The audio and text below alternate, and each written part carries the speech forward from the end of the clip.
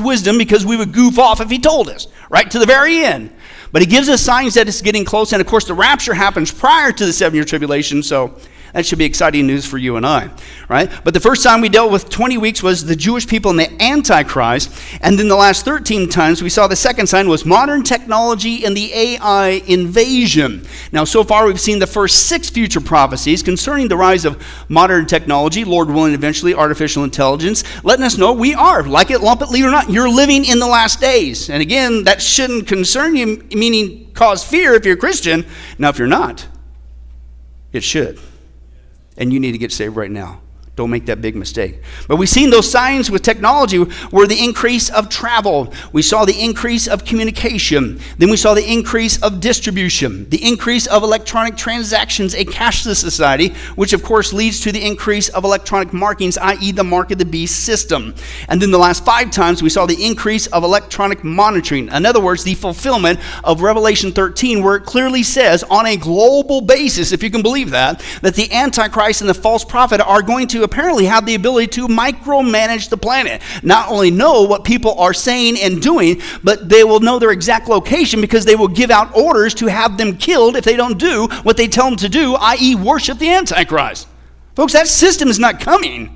That big brother surveillance system is already here. And we've seen that already in a multitude of ways. Of course, the first was the information system. The second was the satellite system, the big brother eye in the sky. And the third one we saw was the camera system with the big brother eye on the ground. And we saw that cameras and microphones are being put in places in secret, behind the scenes, very deceptively so, just like the Antichrist characteristics the Bible mentions, okay, that are really monitoring everything we do. Okay, we saw that in cities, in streets, in buildings, in transportation system, the billboards. Remember the Minority Report? It's happening right now. Body cams, and last times, that's right, the cell phone.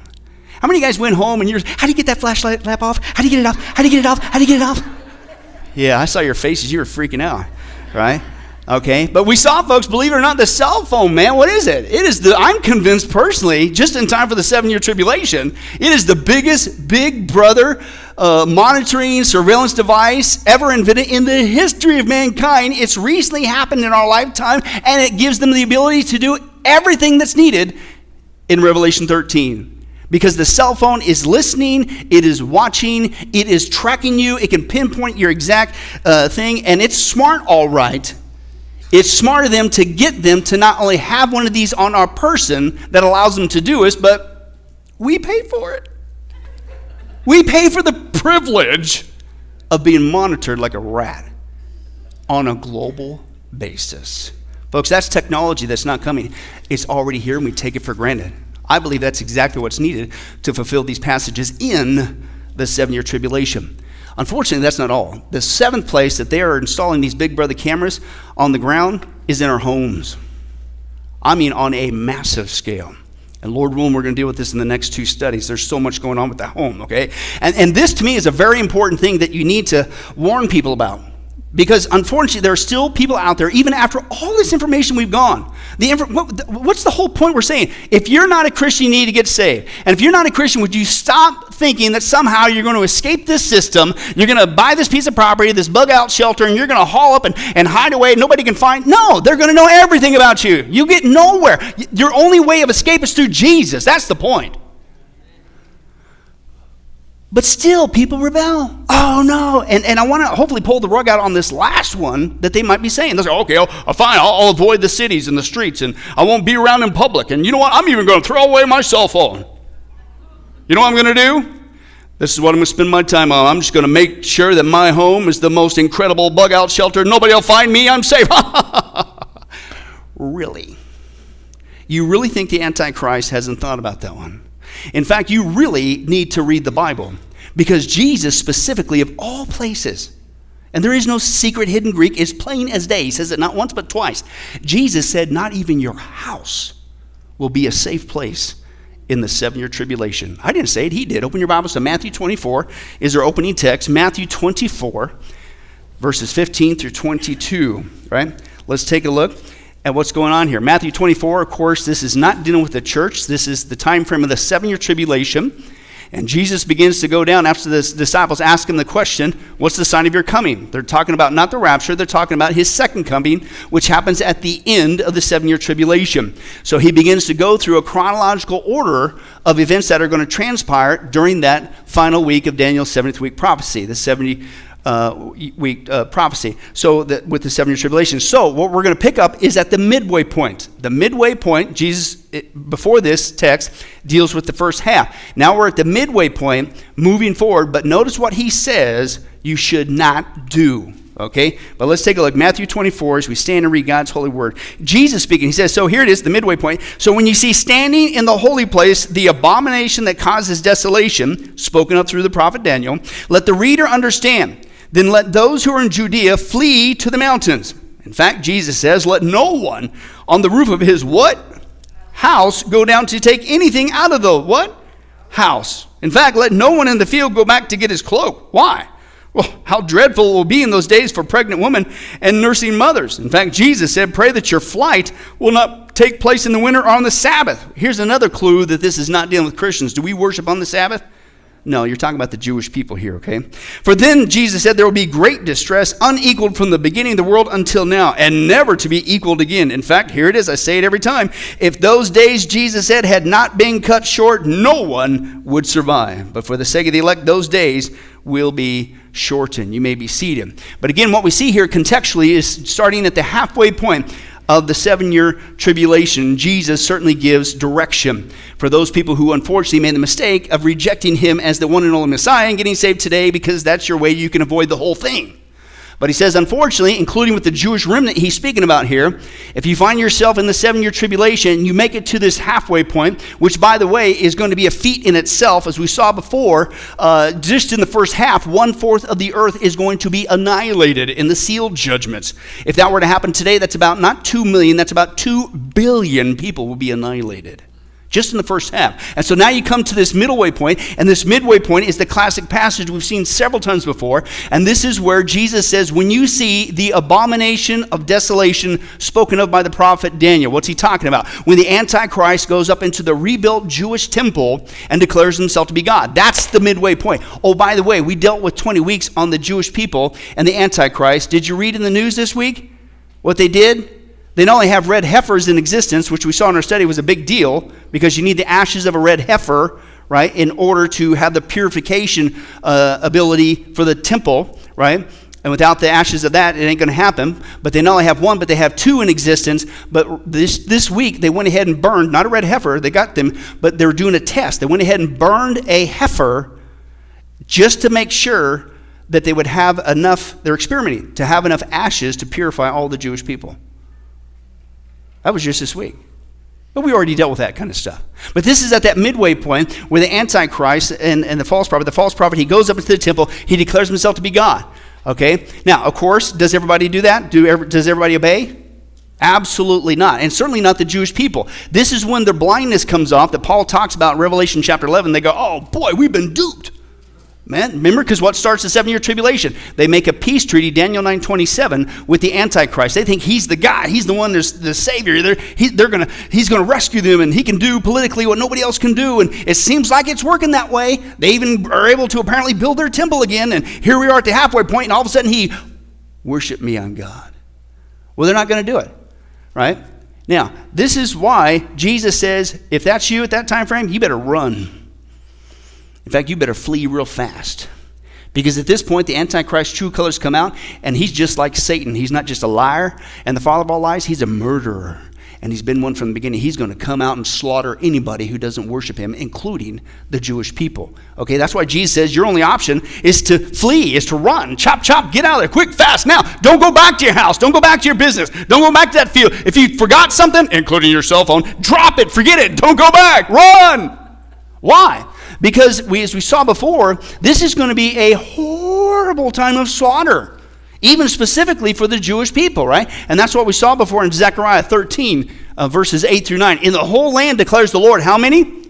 2/3, the context of the Jewish people, will be struck down and perish, yet 1/3 will be left in it. Okay, as we saw before in Revelation 12, 1/3, God always has a remnant. He's not done with the Jewish people. 1/3 will be sovereignly protected by the archangel Michael, Revelation 12. Right? Now, this third, God says, I will bring into the fire. I'll refine them like silver. I'm going to test them like gold. They will call on my name, and I will answer them, and I will say, they are my people, and they will say, the Lord is our God.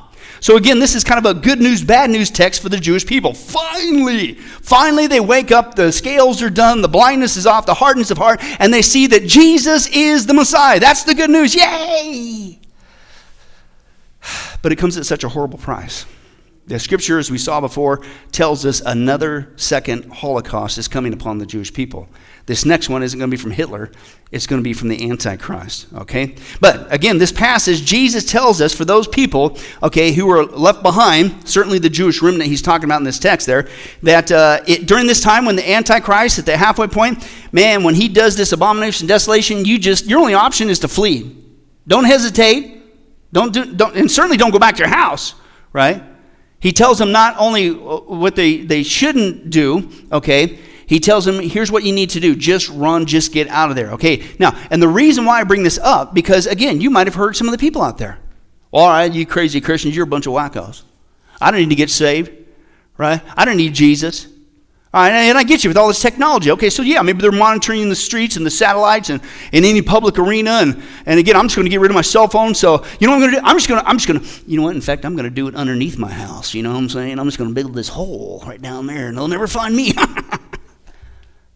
What did Jesus just say? No, not even your house is going to be safe. Now, first of all, you made the biggest mistake of rejecting him like the Jewish remnant, okay? And you should have gotten saved right now and you could avoid the whole thing. But no, you're the ultimate survivor.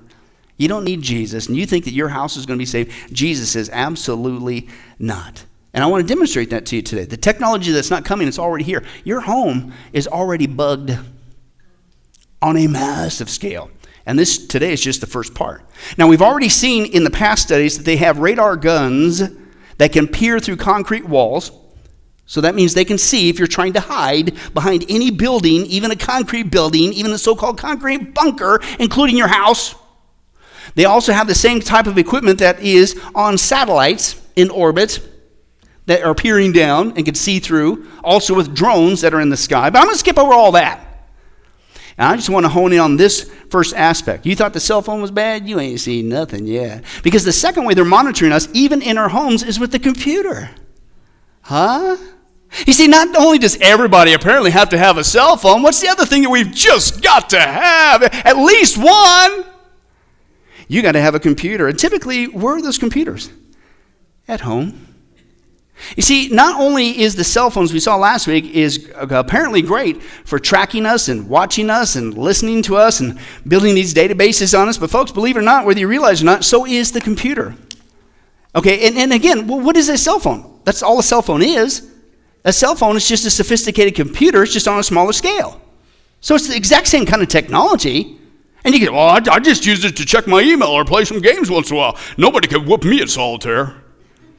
I crushed it on Candy Crush. I don't care what you have it for. If you got a computer in your house, they are monitoring you. Just like the cell phone, the computer too is one of the biggest Big Brother devices ever invented in the history of mankind. Oh, that's right. Who paid for the thing? Yeah, we bought it and brought it into our house. Which means they're able to monitor us. Again, even our house. Your house is not safe. Why didn't you listen to Jesus? And let me demonstrate the ways that they're doing that with our computers. And the first one is data tracking. Just like the cell phone, folks, the computers are doing it. Now, listen to this. Let me creep you out. Quote, every search you perform online. How many? Every search you perform online, including on Google, goes into a giant database. A huge giant database, which is then used to keep and build a profile on you of our habits, our interests, our likes, and all that stuff. Not only Facebook and the social media stuff that we saw before, not only with the cell phone and the media giants and all that stuff as we saw last week, but listen, internet search engines track every every single link, everything that you click on, everything that you search for, okay? And part of the rationale, just like we saw last time with the cell phone, is this gives us information to learn information about you so we can give you those targeted ads. And this is another reason, just like with the cell phone, while you're on your computer, okay, and the next thing you know, you're looking for something in Hawaii, right? You go to another page, and all of a sudden, what's up on the side? Plane tickets to Hawaii, discounts to this place to Hawaii. How'd you know? And it happens in real time. Just like the cell phone, the computers are doing the same thing, okay? In fact, folks, they're even blunt about it, that they're tracking, listen, everything we do on the computer, everything. And they're storing all of it in a huge database. In fact, they're blunt about it. Google even admits, hey, just let us know if you want to see how much we're tracking. We'll send you an email so you can check it out yourself. Watch this. This is crazy. Google will now let you see everything that you've searched for. Over the weekend, an unofficial Google blog highlighted the new feature. To find everything that you've ever searched for, users should go to Google Web History, click the gear icon, and click Download, and then create an archive of your search history data, the web company promises. And then in a few moments, it sends an email with downloadable cache of data about people's past searches. Not just people's past searches. Who does that include? Your past searches, my past searches, everybody's past searches. Did you know that? I don't know that I gave them permission of that. Maybe on that size 2 font that we never read, we technically did. I don't know. But, and did you notice what he said? Not just some activity, not just some random slice they decided to take as a testing strip. All computer activity is being monitored and stored. Now, one of the ways that they monitor literally everywhere we go, everything we search for, okay, is these devices called cookies. Have you heard about those? Now, just to clarify, for those of you who don't get freaked out and say, well, I'll never go back to that church, these are not those nifty desserts that we give away, those circular devices embedded with chocolate chips, okay, to visitors who come to Sunrise. Just want to clarify, right? We don't give out those kind of cookies, okay? Although we put microchips in them to track you. No, I just kidding. We know what you're up to, right? Anyway, these are the electronic cookies. That's the word that they use for them. Electronic cookies that, listen, they put on your computer to, listen, secretly track your every move. And this is mind-blowing, folks. I don't think a cookie is basically a spy, is what it is. Right? How many guys say, man, I can't wait to wake up today and have a bunch of spies follow me around watching everything I do? Well, that is actually what's going on the computer. It's just called cookies. And believe it or not, folks, in just even a week, let's say you just got a brand spanking new computer and you just brought it into your house. Within 1 week of just average general search usage of the computer, within 1 week, you could have as many as 10,000 spies watching your every move. And then it just keeps to build from there on out. Watch this. Chrome lets web trackers follow you around in a way that might freak you out in the real world. Imagine you're just out browsing, minding your own business. But from the very first place you visit, you get joined by one of these. A cookie. He belongs to an advertising network or data tracker.